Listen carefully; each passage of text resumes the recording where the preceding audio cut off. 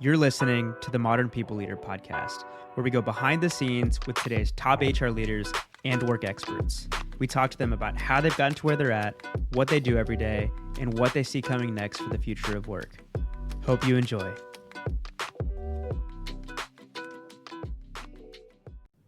All right, we're live. Michelle, welcome to the Modern People Leader. How's your week going? Thank you so much for having me. I'm really excited about this. My week is going great. It's going interesting and busy and all the things, but been really looking forward to chatting with you both. I think that's the perfect description. These last, I was going to say couple of weeks, but really it's like all of 2025. It feels like one huge whirlwind. We've already gone to New York together, me and Steven, for a trip for a client. We were in Boston last week, and next week we're going to Vegas. And so the weeks in between always feel like complete chaos because like we're trying to squeeze in all of the work into those like 4 or 5 days. And on top of that, I'm expecting a baby in the next couple of months. Steven's planning a wedding. So it feels like every day, like my calendar is like packed from the second I wake up to the second I go to sleep. And Steven tells me that's just going to like continue. That's just the life of being a parent. So buckle up. Congrats to you both. Those are really exciting things going on for you. And I feel like that's the perfect segue into good news stories. So every episode starts the same way. That's with good news stories. It could be something personal. It could be something work related, whatever comes to mind. And we like for our guests to go first. But if you need some time to think, we can step in. I've got nothing but good news, so I'm here for this. Can I share two things, one personal and one work? Please. Is more good news welcome? We love more good news. Yeah. Okay. The more the better. Okay, my good news on the personal front is like I somehow, and I'm still trying to process this, I have a child now who just got a driver's license. So I'm like, I mean, Steven's right behind you. Yeah, nothing is more horrifying than having your child drive you around, but it's also like this really exciting landmark. God. So my son Dom got his driver's license and I am still processing. But I did send him to the store last night to get groceries, which was like, now I see the benefits really coming in large. So that is my good news as a mom. One good news on the work front is last week we officially opened our new headquarters in San Francisco. And we had just this really cool turn of events where the San Francisco mayor, Daniel Lurie, ended up coming to our office opening. And it's just a cool, like, I feel like I'm always collecting an album of like cool things that have happened in my life or in my career, a lot of them. And just cruising around kind of in a small group setting with the mayor and showing him our new office was another one of those moments. So highlights all around. How about you? Those are good. I can go next. So at the beginning of this year, when I was coming up with my goals for the year, like my personal goals, it's usually like, and Steven knows this, I'm very much a tracker.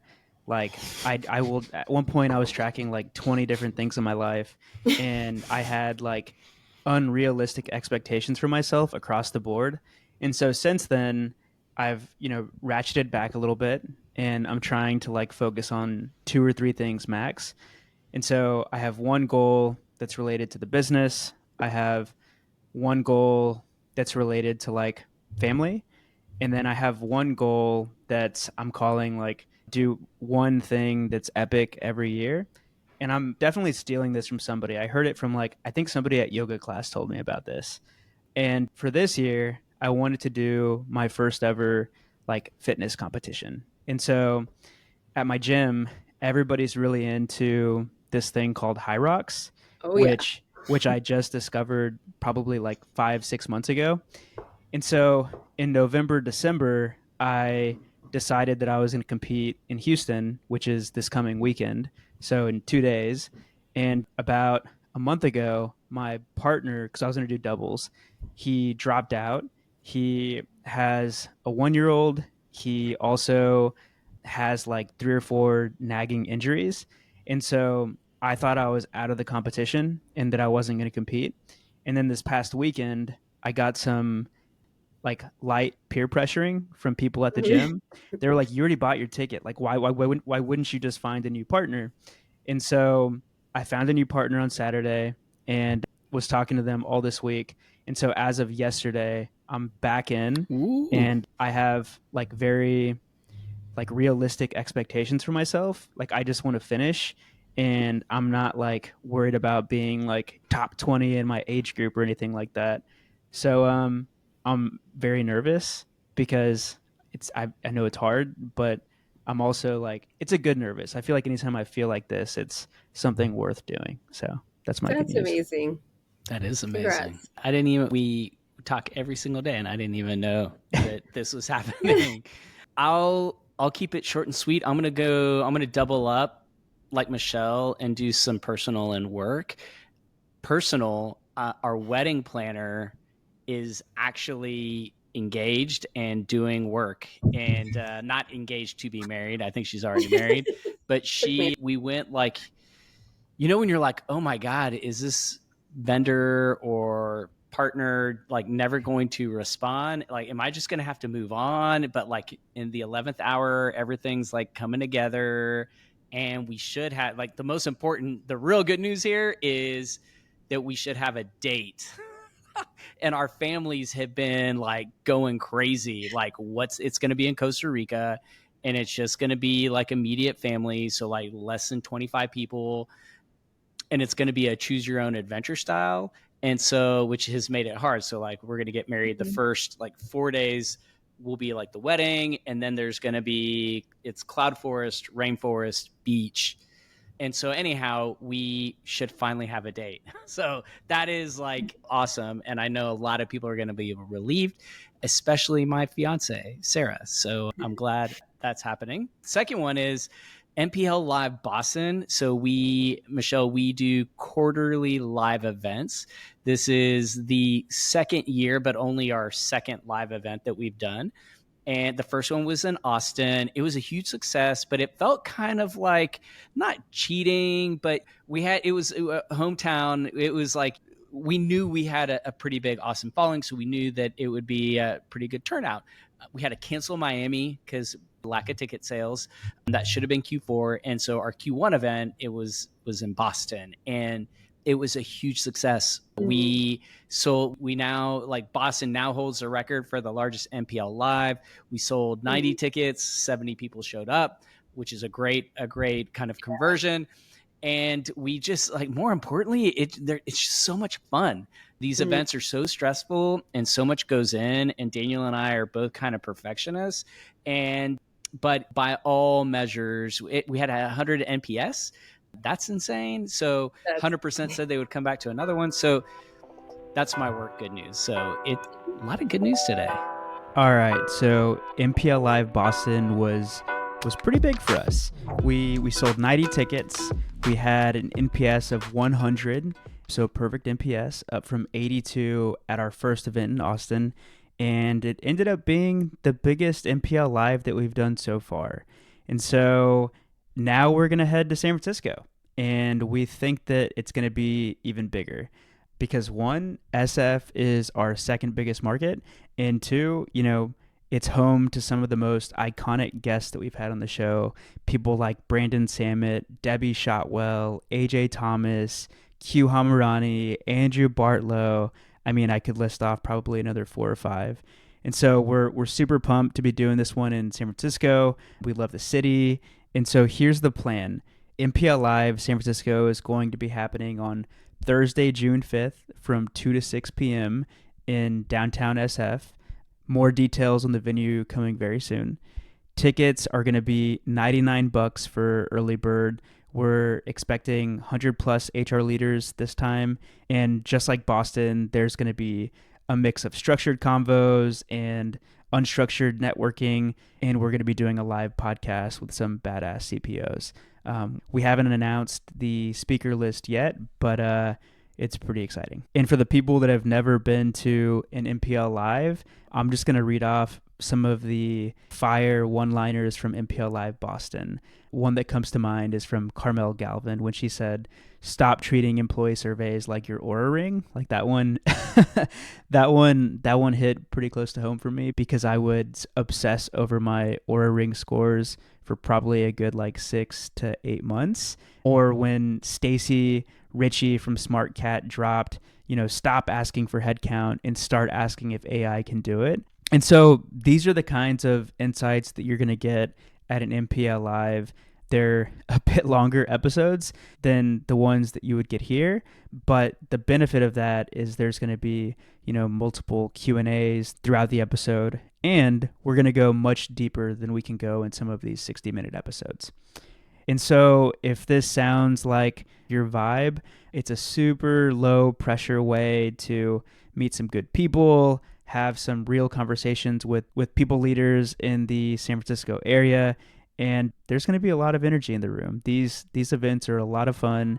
And so yeah, tickets are live. Go buy them now with the early bird pricing, and I hope to see you there. A lot of good news. That's fantastic. What a huge milestone. And I understand you're coming to San Francisco, so we will look to disrupt the top of the leaderboard, right? Yes. Okay. San Francisco's next. The gauntlet has been laid. Let's and go. Boston will be short-lived. Oh my God. I love it. Challenge accepted. Like, let's do this. But enough about us. Like Michele, you have an amazing background, and not to mention Daniel and I are both huge fanboys of the company you work for. Daniel is definitely more like in the fitness spectrum than kind of I am, but we both are users. Fitness is hugely important in our lives. And so I'm really looking forward to this conversation today with you. But I call this a Brene Brown question. Like, what's your story? Like, what has your journey been like? What were the twists and turns? Maybe even, throw in some failures in the mix. But most importantly, how did all that lead to you becoming Chief People Officer at Strava? Great question. And just want to say, as much as I've done podcasts and done these type of things before, like as I go into it, I always have this vision where we're going to like get into the setting and I will instantly forget everything I know about everything, including my own story, and like just sit there going, so I just had that vision again. So just bear with me. And then also the flip is that I go into so much detail on my career that we're like 80 minutes in and I'm like, and then I was 19 and then going. So anyway, just stop me anytime. I'm going to try to just be my... I love all the details. Me too. You had one of the better stories that I've heard from the prep call. So, oh, well, thank you. Let's see. So I will take it back to even just college. Like I remember looking always loathingly at all the business students, thinking they were like, just like soulless and like, what were they doing over there in business school? And being very, very convinced that was like a different breed. I was an English major. And I was in here for like the deeper side of life. I was here for literature and deep chats and all that kind of stuff. Also here for service and for doing good in the world. And so I graduated from college and I remember making a really firm declaration to some family members that I would never work in corporate America. And I basically was working as a temp at Charles Schwab within like 14 days from that declaration. And so I think it was that youthful idealism of like, I'm going to set out and change the world. And you're like, you have rent due. Like, what's the plan? So that's what I was at the time. Just to paint a picture, I was living with my two sisters. I have identical twin sisters who are a really core part of my life. But they were kind enough to let me live in their apartment, but there was no room. So I lived under a staircase in their apartment, and we all three worked at Charles Schwab. And so we would like trudge together, a little trifecta, take the ferry to work and trudge home. But I would say that was a temp job. I got converted kind of immediately. Ended up landing in the executive recruiting team. So there was, when I say like zero deliberation on an aspiration to be in HR or to work in recruitment or anything like that, it was like, you could have just dropped me out of an airplane and like the seat that I fell in was executive recruiting. That has continued on. I would say for about half of my career, I had this I think, approach or attitude that it was like something I did. It was a means to an end to get a paycheck, but I was not here for like what companies were about. And that was because, I mean, if I really unpack that, a lot of it was because I'm looking around, I'm seeing a lot of people. First of all, I was in financial services. So people are like wearing suits. They're like, it's a manifestation of they're wearing like a persona. They come into these company settings and they like kind of like robot around and like talk about weird corporate figures. And like, they don't talk about things that are meaningful to me, and they don't talk about people, and they don't like what I just was like, what is everyone doing? Why are they like this? And I carried on. I mean, one thing has been true for me in my career, and if you work hard in the seat you fell out of the plane in, if you give your all, work hard, care about people, listen, demonstrate that you can convert that listening into like insights and value, you will grow. Doors will open. That's been true for me throughout my career. So it's like, even though I had this feeling about work, I was, I didn't have a bad attitude, right? I knew that I needed to do a good job and be helpful. And so like their doors just kind of opened, and people would notice. People wanted to be around somebody kind of like that. And so anyway, I ended up quitting my job at Schwab. It had been a series of layoffs. This is in the early 2000s. And I was like, work is like just such a bummer, just overall. It's so overrated. And so I took off. I kind of cruised around England for a while, like 6 months, and thought about all the things I might do, and just was pretty unsettled, and came back to a really different economy in the SF Bay Area, right? This is like early 2000s, very hard to get a job. There was that era where the .com era, like having lived through it, it was laughable. It was like, right? Dogs.com, cars.com, any noun.com was the business in the early, like at the end of the 90s. And all of a sudden you could not get a job. I could not get a job. I'm here to tell you, I applied for like tutoring jobs I couldn't get, working at a bookstore I couldn't get a job. It was hard out there. And I eventually got a job, and it ended up being in architectural engineering. And same story of like, this isn't necessarily me, but I'm going to come here and kind of give it my all. And I did some project management work and technical project management work and people work, right? Because I could always show clearly, I understand people, I understand how they should be treated, and so on. So that role just kind of expanded. And eventually some years later, when the economy was a little bit more favorable, I had the opportunity to go somewhere else. I do have, and I think many will relate to this, is what I call the curse of the competent.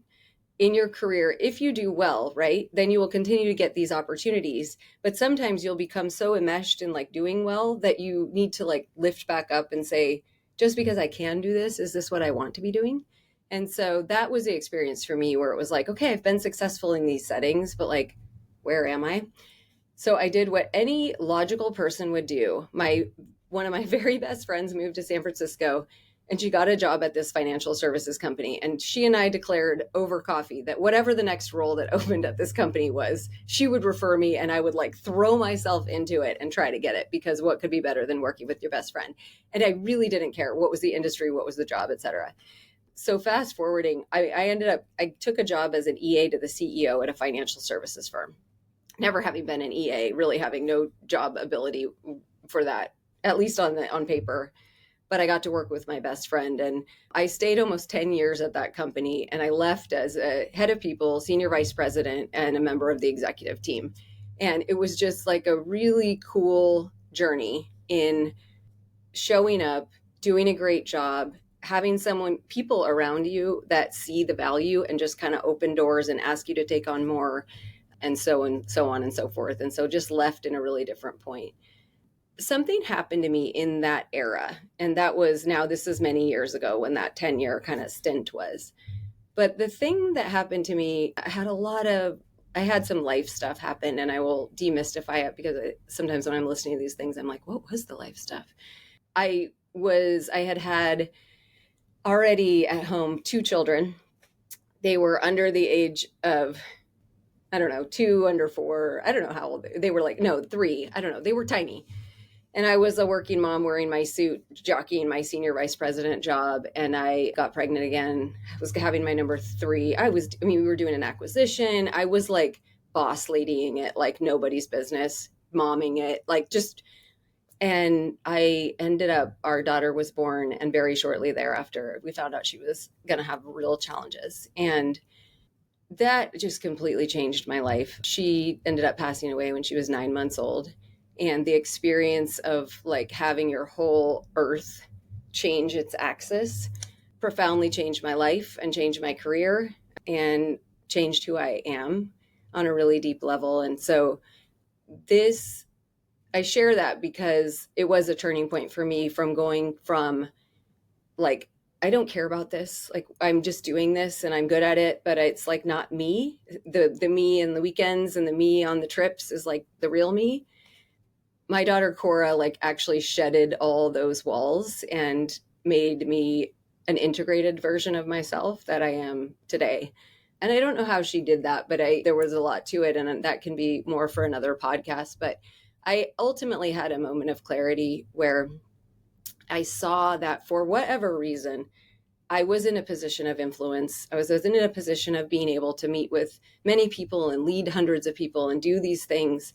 And so I could either join the Peace Corps or like go to nursing school or do something that felt more meaningful, or I could understand that perhaps I had been placed in these positions where I do have the ability to impact a lot of people. I could lead from that seat. I could be who I really was, and I could be a model for others to be who they really were. And that was a great pivotal and over a period of time experience in my career. So I share about this one time where I was working with an executive coach, very tangled up in myself, kind of in grief and in trying to do it all. And she was the one who said to me, like, hey, instead of being so stuck, and I understand why you're obviously any parent, right? It's hard to even find the words to describe what that's like. But she said, I see you there. Instead of lamenting, like, that Cora is no longer here, why don't you spend the rest of your life trying to be as much like her as you possibly can? And so that all really was that. If there was a moment, that was the moment that someone caused me to reflect on, like, what seat are you in? What skills do you have? What's in your heart? How can you shine that where you are versus like wait for a later moment to do what you were here to do? So that has stayed with me and transformed the way that I show up as leader. I left that role and got the opportunity to join the team over at GoPro. This is a tremendous company. Like, I'll always love my GoPro experience. I kind of like carry it around with me as one of those that we were talking before the show about. I'm assembling like a metaphorical photo album of just really special things that have happened in my life. And a lot of them were there. I worked with some amazing people, some leaders who showed me what the people function is about and how to be authentic and how to care for people through programs and structures. I had an amazing mentor, Jeff Ryan, who I think introduced me to being on this podcast. And Jeff, actually, when he hired me, I said, like, I don't know. I led people, but I was also a senior vice president. I was also doing business strategy, and I was also doing all these things. I don't know if I want to join a people team. Like, nobody wants like the people team in the room. Like, nobody, like, I don't know. It's just like, I don't want to be like the accessory HR lady. I don't associate with that at all. And Jeff was like, whoa, whoa, whoa, whoa, whoa. Hey, why don't like you just do you over here on my team? I'll call it the people team. You can do, whatever. And let's just like meet back in 6 months and see how it's going. But I always appreciated that because Jeff was a leader, as some of my other mentors have been, that are like, stop like being resentful at the playbook and just like start refining by doing. And that's just helped me, I think, create a new lane for how it can be done, how this work can be done.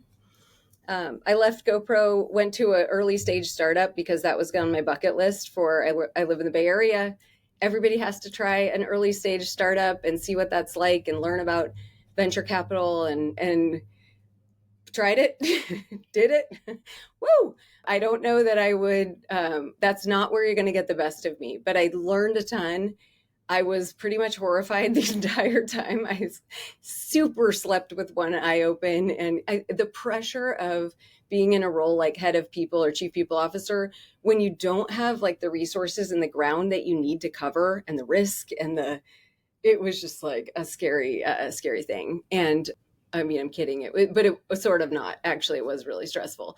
And so I left there after a couple of years and have been at Strava. And Strava's just I talked about GoPro. Strava has such a special place in my heart. I mean, I love this company. I've been here a little over 5 years, and I joined in December 2019 with a really shored up 90-day plan for what I was going to go after. And then, of course, cruised into the pandemic and everything that followed. And so it's been just a fantastic ride. I did not know about Strava before I arrived. Although it, like, as soon as a recruiter had reached out, and as soon as I started talking to him, I'm like, is this that app that people are obsessed with? Like, that my husband's mountain biking friend is logging these like 20-mile mountain bike rides on. And then, of course, I feel everyone is 1 degree separated from a really fanatical Strava user. Like, if you start asking around, you'll find people who love this company and this app. And so I've learned so much about it, but it's just been a tremendous journey. And Strava is the place where that kind of evolution that I had before of, can I be me? Can I lead with my own views instead of feeling so fish out of water around the way everything is? Like, I can hear. The thing that keeps me here is I've been able to lead the way I think I should. I very, very rarely, like, I don't want to say like I get my way, or this is a complex business and we're driving results like anyone else, but I always have the opportunity to do something in a way that has more heart and humanity than I would in another setting. And that is very valuable to me. Other things that built out an amazing team. I think I work with the best people leaders anywhere. They're incredible. They make me laugh, and they're just so talented and joyful.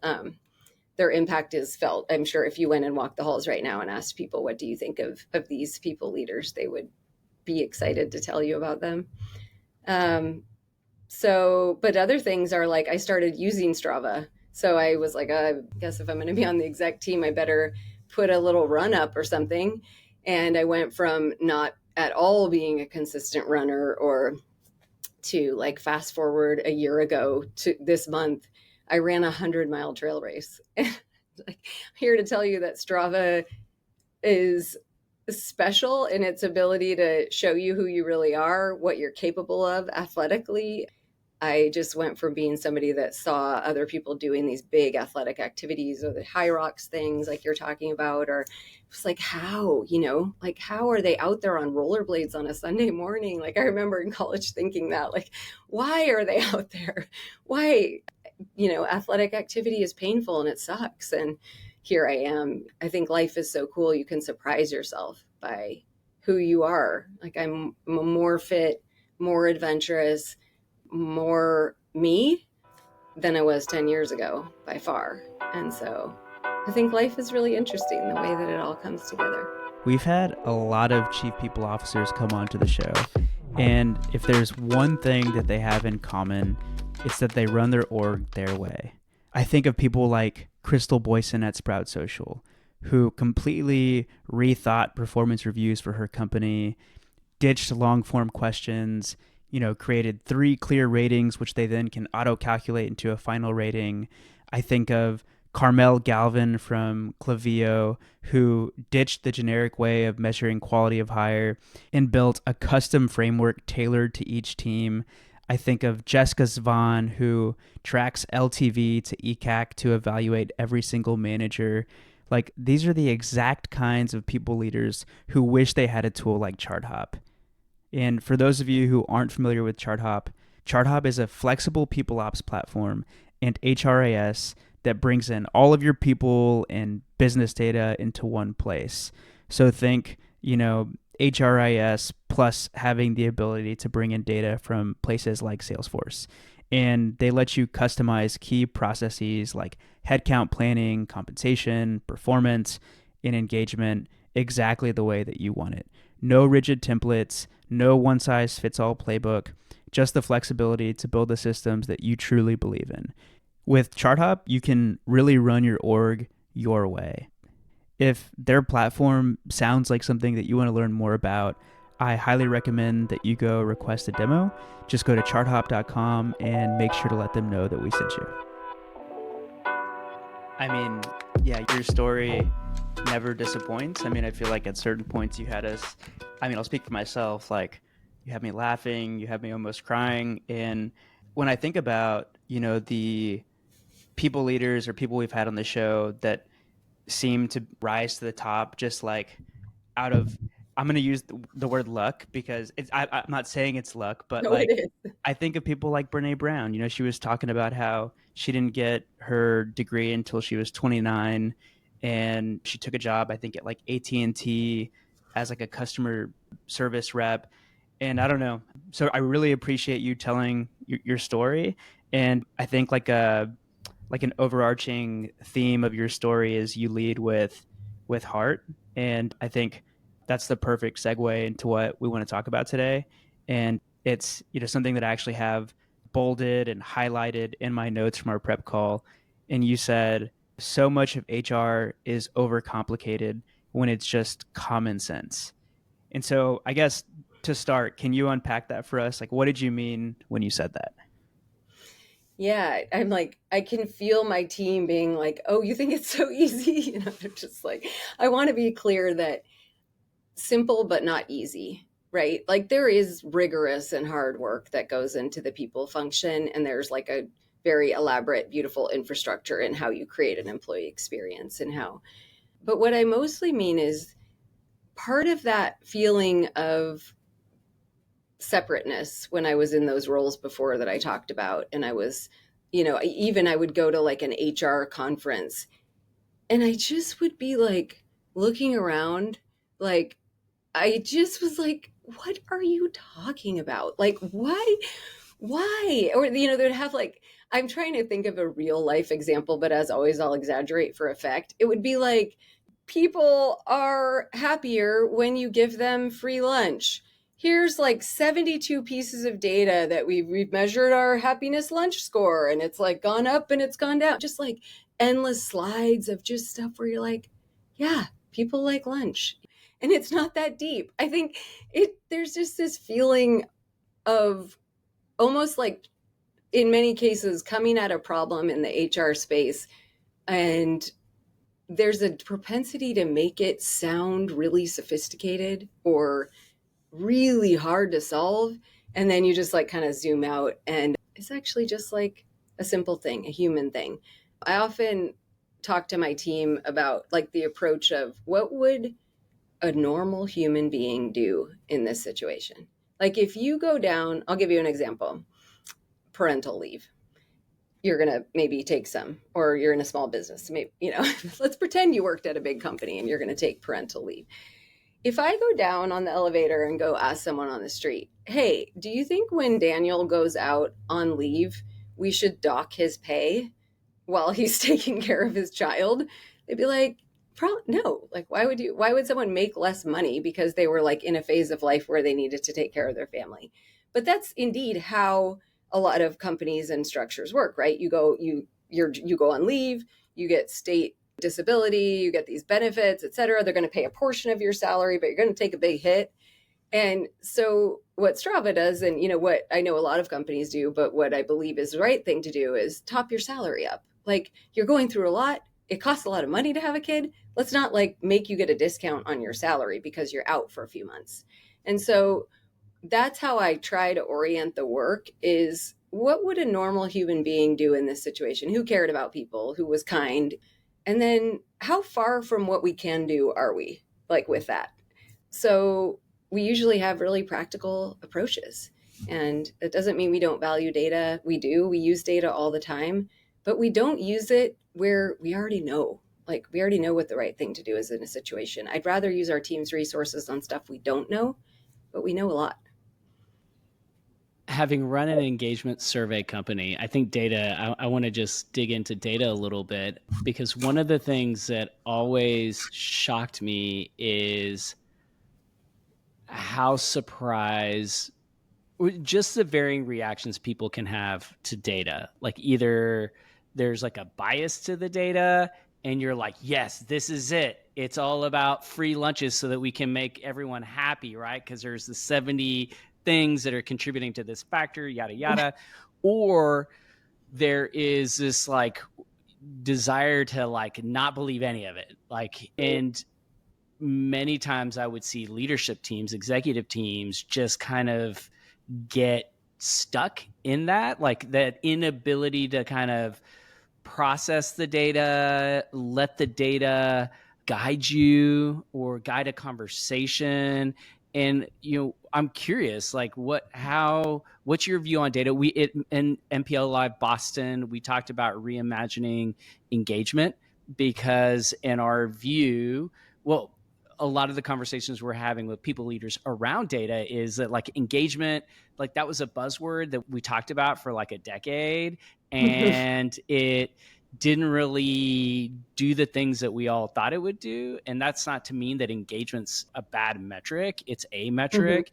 But we talked a lot about how the modern workplace, like data is being used differently. And I guess that's really my question, knowing that you have I think your perspective on HR, like let's not overcomplicate HR, is refreshing, because I think it's so easy to complicate it. So I'm just curious, like in this kind of let's try to simplify things, how do you apply that to data and getting to the right decision based on data? Yeah, this is such a great question. And when you said that, just what you were just saying reminded me of the flashbacks of like I don't often go to dinners and conferences and stuff for this reason, because I do feel really different than a lot of the folks in my field. But you're giving me a flashback of one where I just saw about an engagement survey, and someone was doing the same thing, where I was just sitting there like, how do I get out of this conversation, and fast? But back to your question, I guess I would say that is our team's approach to data. And Strava is largely a data business. Like we haven't talked much about that yet, but I mean, Strava is the app for active people. There are over 150 million people logging physical activities on Strava. Like the community is huge. There's so much data, right? It's a very rich data company, and we have some brilliant data minded folks in our product development functions and throughout the company. And we have a very data driven CEO. So I'm not trying to offend my friend data in these perspectives. I think what we talk a lot about too, with AI coming on board and you can chat GPT anything and whatever, as our talent team is looking at candidates and talking to new grads, and like the critical skills are the intellect and strategic thinking and agility to use data to know exactly what you're trying to understand, and also to not just use it as entertainment.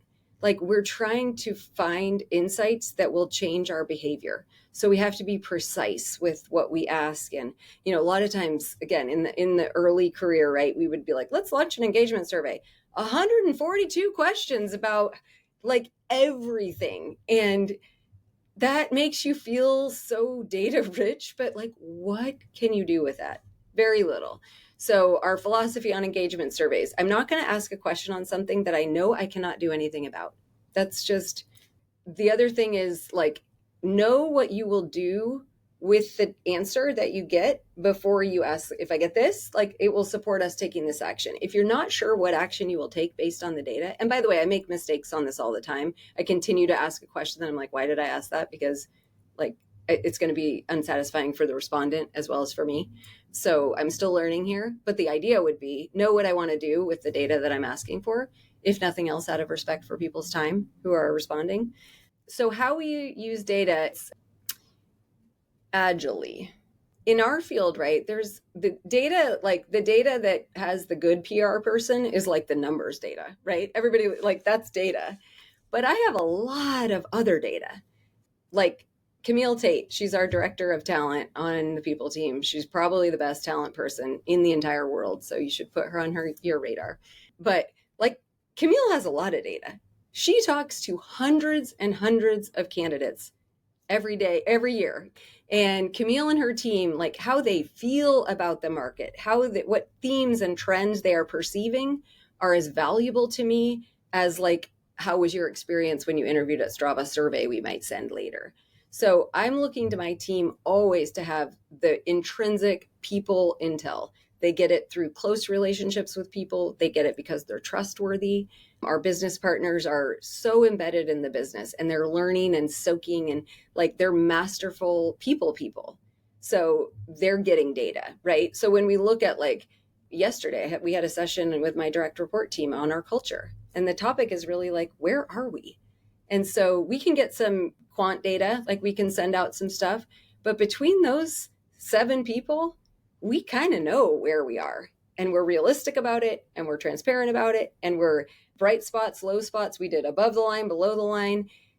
That gave me way more than launching like a survey with some really finite questions would. So I don't know if that makes sense. Just gives you a sense of like, I'm here for the full data, and intuition is data, and experience is data. How someone feels about working at Strava is data. How they report on an engagement survey is data, but it's only data that they felt like at 2 p.m. the day they responded. It's not as important to me as like my holistic understanding of how they're doing. It reminds me of something that one of our panelists last week said. I believe it was Carmel, who is the chief people officer at a company called Clavio. And the comparison that she gave was she compared engagement surveys to like your Aura Ring data.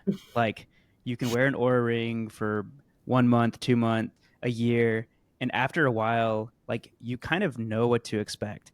If you drink 5 beers before you go to sleep, you're not going to sleep well.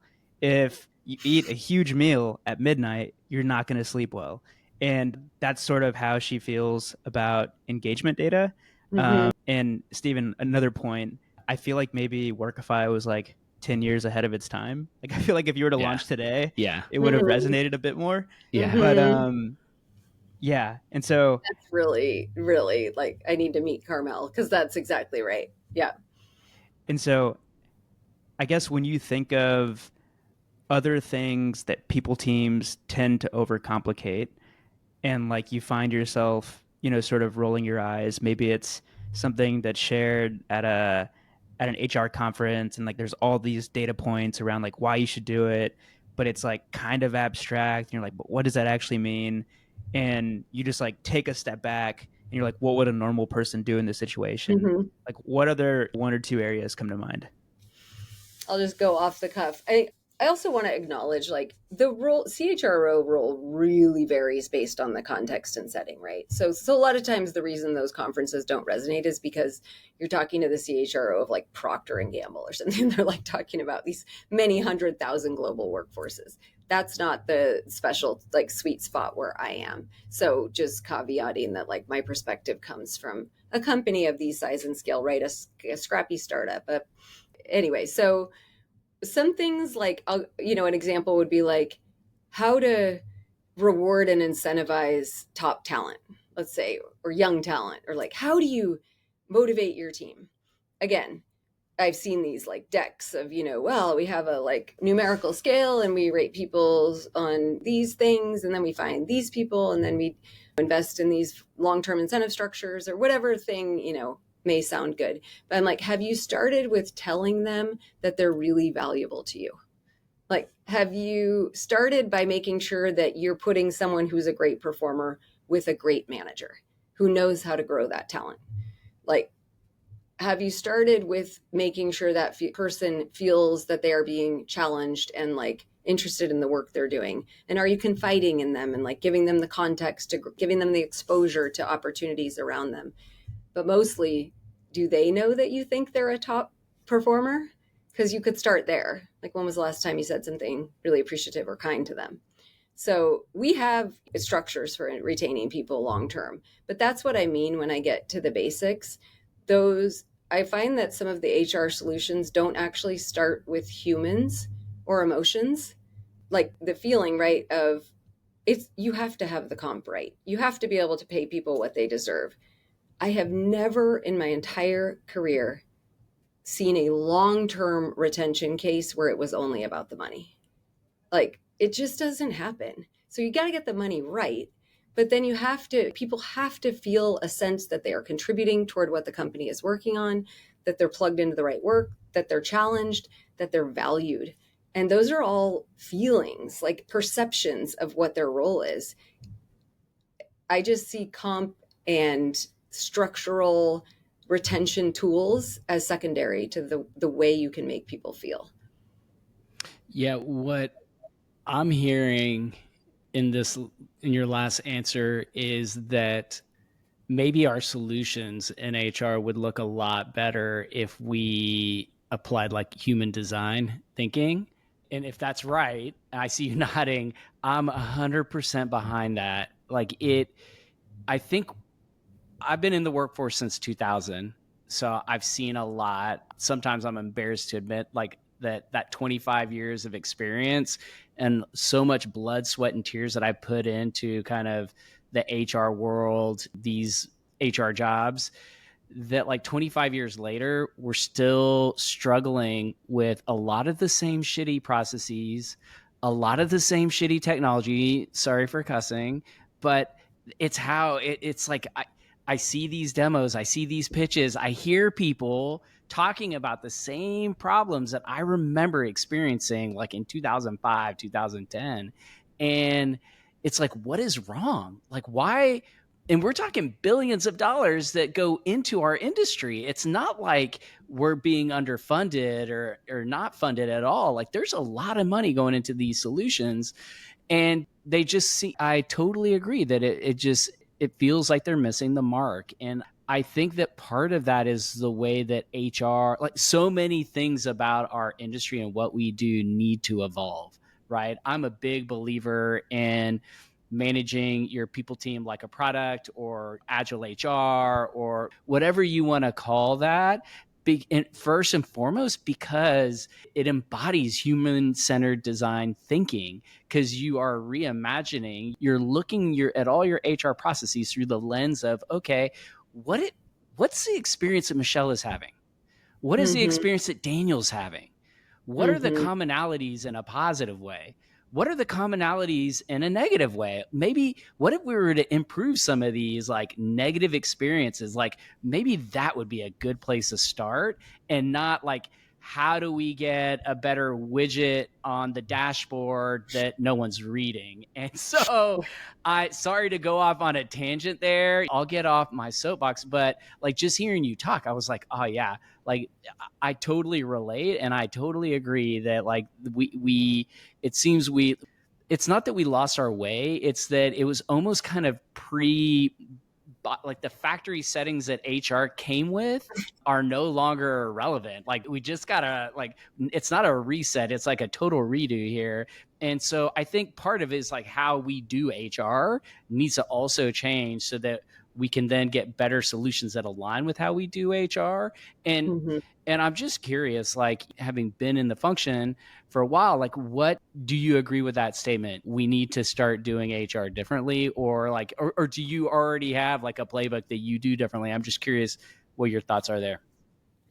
Yeah, I don't have a lot of perspectives about like what everyone else should be doing. I think that's also like a life stance, right? Everyone's doing their best with their company and their complexity. And so I'm more comfortable speaking to like, how do I see it versus a general statement about what HR should or shouldn't do. People are having fun with those decks. I mean, we don't want to take those complicated presentation slides away. I'm just kidding. But with staying in our lane, I do think we have a different playbook here at Strava. My role, the way that our team functions within the company, I can say this with confidence because I actually had this conversation with my boss, our CEO, yesterday, where it is understood that literally our company would not function or be remotely the place that it is without our people team. Like full stop. So there's like a positioning that we have here within Strava of being the infrastructure, the energy, the heart, that brings it all together. And so the best thing about for me, the best thing about that is what a relief to work at a place where no one questions what are we here to do. Goes back to the Jeff Ryan model. You do you, bring the value, we'll call it the people function and move on. But our people team starts with people.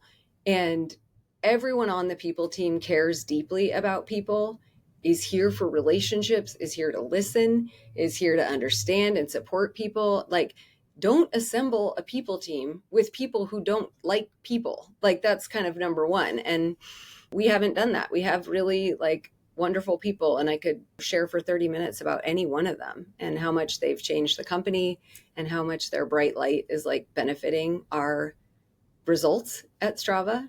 So I really believe in like gardening for humans with really bright, caring light as a starting point. We've built the team that way. I think it shows up in just so many ways, but what this is making me think about is a lot of times people are like, oh, work is work. And this might've been my former self, right? I go to work and then I'm a different person, but like work has a lot of meaning for people, a lot of meaning. We talked about this, I think, in the prep call, Daniel, but it blows me away anytime I ask someone, like, what do you love about your company? Or just take a look at Glassdoor, right? Anytime you look at it, pros, the people. Every person will be like, oh my God, I worked with such amazing people at GoPro, or, I already did that. The people, the people, the people. The hot take is people are amazing. And workplaces are places where people get to work and find people they wouldn't have otherwise met. And the conditions of being in a workplace, right? That you uniquely know what the challenges were, what you were striving for. That feeling of being on a team with people is powerful and lasting. And the relationships that are forged in workplaces really mean something to people. And I think that's where our people team like starts and ends with that appreciation for what it can mean. It's a big deal. Like we always talk about, you're spending more than half your life with these people, but on like a really deep and almost like spiritual level, people are forming connections in some cases they'll have for the rest of their life. If I ever forget this, I think about a time last year, we said goodbye to two of our really long-term employees. They both were moving on to other things. And we did essentially like an all hands takeover where we just celebrated them with all of our global employees on the line, some of whom have never met these two people, but they were, if ever you wonder, like, does work mean anything to people? Like, it changed those people's lives, the experience of being here for 10 plus years, the work they did, the impact they had, the relationships, like nobody on that call was not in tears because it's so meaningful to like be part of people's lives as they evolve. And they evolve a lot in workplaces, like the things that we navigate. There are so many times I think, wow, in many ways, like my very close friends are people around me, and we're not going to the movies together or taking a trip to Tahiti. They're close because they're in my daily life and they know what is hard about it. And they're the people that I can go and sit down on the couch, like collapse into a ball of goo and just say like, it's a lot. And they're like, they know.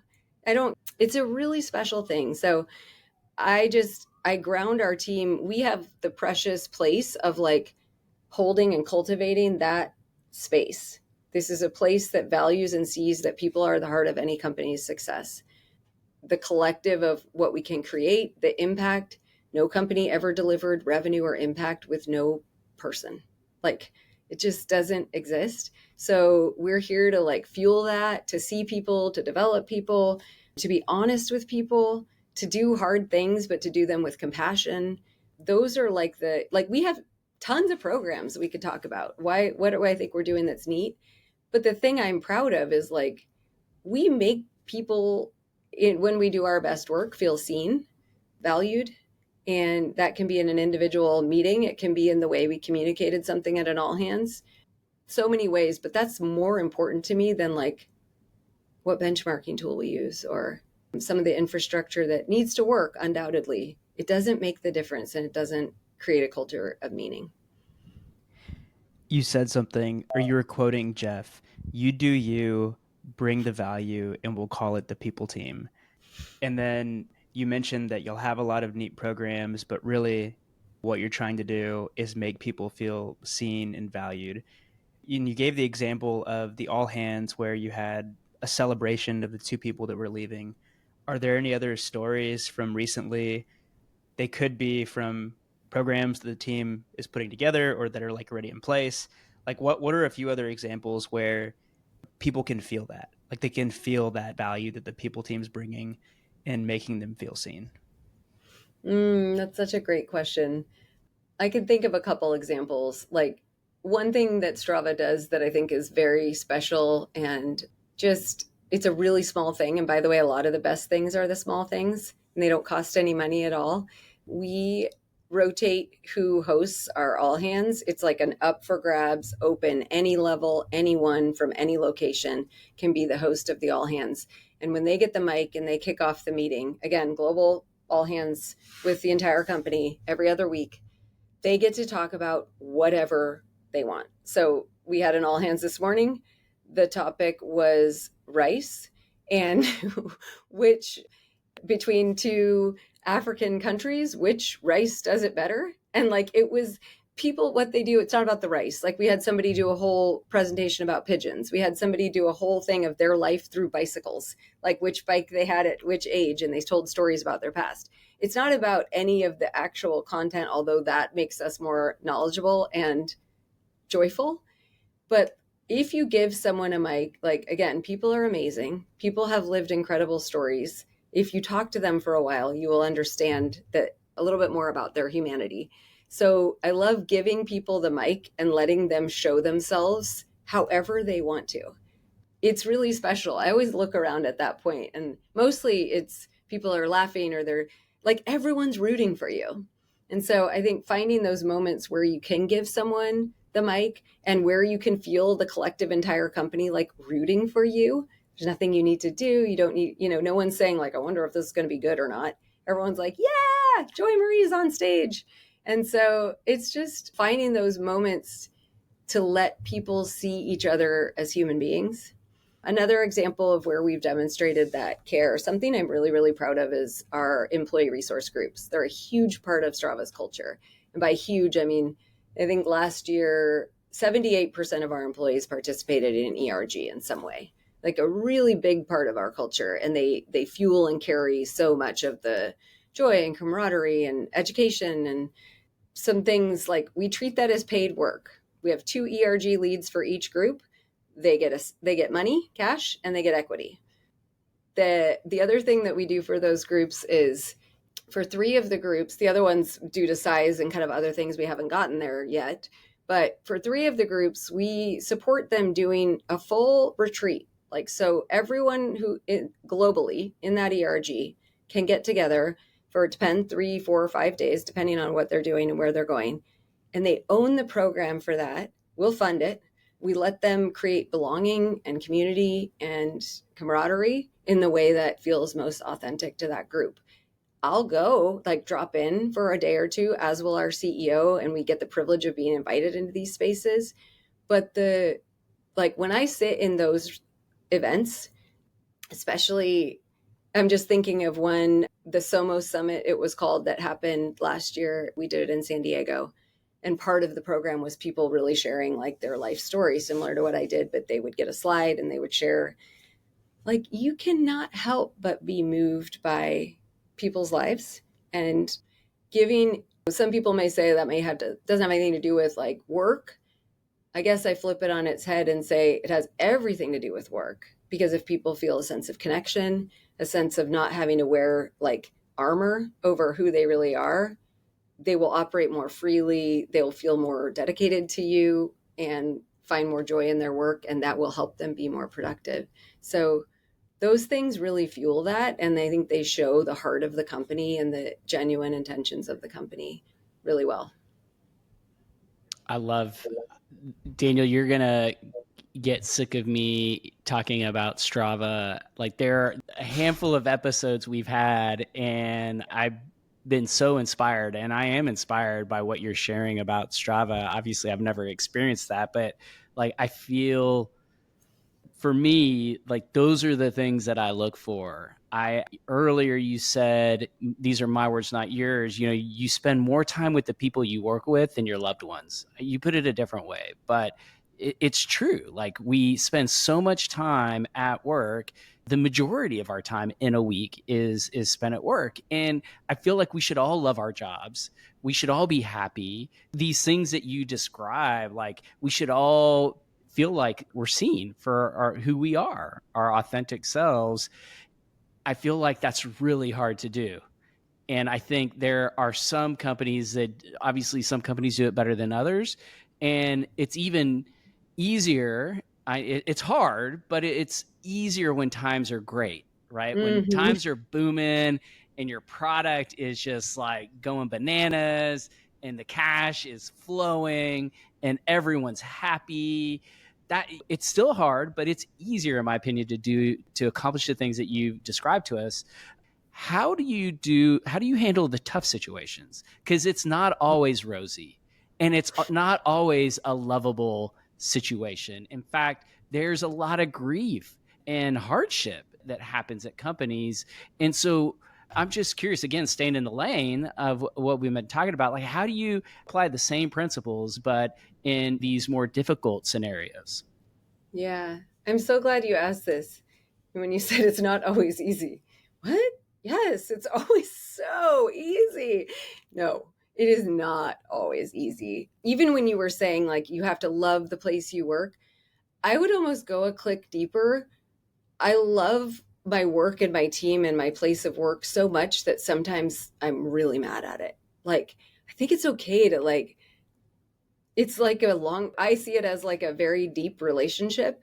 And sometimes it's not living up to my expectations. And I'm like so mad at you, Strava, or whatever the thing is, but I'm in it still. And that's because of the time we spend, right, cultivating that human side.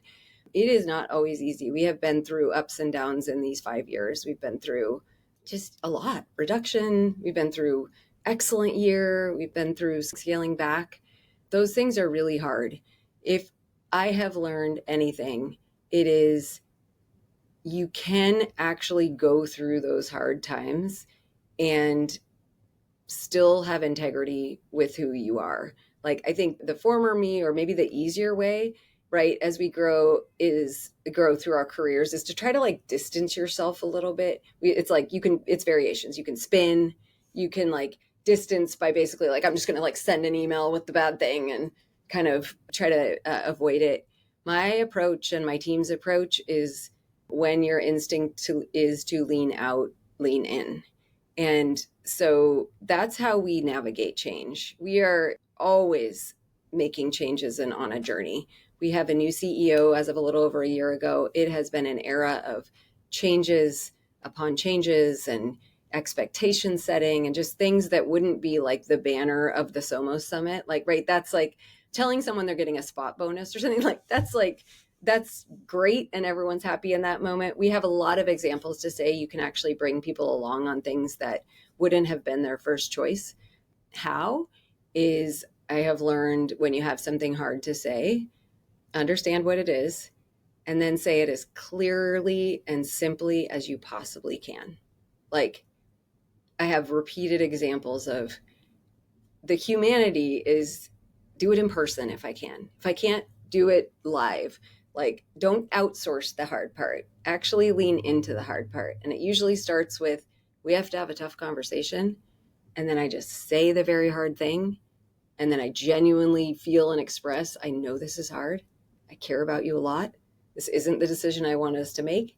That kind of, the expectation we hold ourselves to is to be very, very present and like hold space for the situation versus try to make it less whatever it is. Try to leave it, try to like gloss over it. I've made that mistake in the past where I'm like, I'll just distract them by talking more about this thing. And then everyone's just like, why aren't you saying the thing? Which is like, this thing that I loved is going away. Like, why don't you just own that? And I've learned that like kind of painfully. So I try to find what is the nugget of the hardest thing that I'm communicating and then just showcase it. And then be here for the repercussions, the questions, and show like, I'm here for it. I know it'll be a process. We will get through it. And so we just do that, repeatedly. And we try to infuse, right, the joy and the uplifting and all that. But if you want to be in a company that is going after a rare opportunity, that's striving hard, that's asking a lot, it won't be straightforward, but it will be very rich and rewarding if you stay in it. I think of two examples during my time working for Steven, actually, like right out of college. We were a small team. I think at our largest, we had maybe like 12, 13 employees. And at one point, I won't call the person out, but somebody on the team accidentally, they got scammed. And it was a significant amount of money for the business. And I remember everybody respected that Steven just told us what was going on and was very transparent about it. That's one example that comes to mind. Another one is when I think we only had like a month a month's worth of runway. And we ended up being fine for like the next, I mean, Steven sold the business a year and a half ago, so it was okay. But like there's something special that happens when leaders are just like transparent and like as clear as possible what the situation looks like. Mm-hmm. That like gets everybody to kind of like rally. Yeah. And so Yeah. if like you're doing all of the other things and leading with heart and creating these like moments for people at work where they end up being close to the people they're spending every day with, whenever you're in those tough moments, it's like, all right, everybody's like, well, what can we do? Like, Mm-hmm. how can we help? And so just wanted It's to pretty. call that out. I Mm-hmm. know we're 2 minutes over. And so I feel like we should go into rapid fire questions. I feel like we could talk to you for like 2 hours, but Actually, let's do that because I don't want to go to these other meetings anyway. I don't want to get you in trouble. Okay, so we end every episode the same way, and that's with something we call rapid fire questions. And yeah, let's do it. So, question one: what's one piece of advice that you'd give to someone starting in HR today? Keep it simple. If you are drawn to the people space, you probably have a pretty good intuition and read on people, and trust that intuition as knowledge. Balance it with what you don't know, but you're probably spot on in how you think something is playing out, what the right thing to do is. So use that to equal weight with all the other sources of input you get. Love that advice. Next question. If your team gave you a superpower nickname, what would it be? Okay, I have to say, I knew this question was coming, and so I shot the question to my team this morning. Oh, yes. Henceforth got like a wall of the funniest suggestions. I don't even know how to pick between them, but they were everything from like Captain Clarity to the soothing sunflower. I mean, they were Soothing so sunflower. they were so bad. But then there were a lot of Wicked, and Camille, who I mentioned, her suggestion was unlimited. And I think just the team, yeah, they had fun with it. Actually, thank you for that because it was a really fun way to start the day. Oh my God. I'm so glad you did that. That's so much fun. And then they were like, what is this podcast? Why are they asking you that? Captain Clarity. It made me think immediately of was it Captain Underpants, the cartoon? Did y'all Yeah. ever see that? Yeah. I mean, they also had like the Momentum Maverick. And I mean, they were all alliterated, so they were like really cheesy. And one person consulted Chat GPT for a full list of possibilities. But anyway, we'll continue that. I'm not sure. Sounds like I'm complicated. There are a few in there that I think are nominees for the nickname. All right, next question. If you could steal one strategy from another company, what would it be? Yeah, I think I'd actually go back to, I mean, we don't have the scale to do something like this, but at Charles Schwab, one of the things they did really well was called the Wings program. And it was a new college grad program, but it was really well set up where people could travel around really different parts of the business and be immersed for quite a while in them and learn from people. It was structured mentoring and exposure. And people exited that after 2 years, like really having great careers and understanding a lot more about the business. I wish we could fund something. We're not at that scale, but I dream of putting something like that together one day.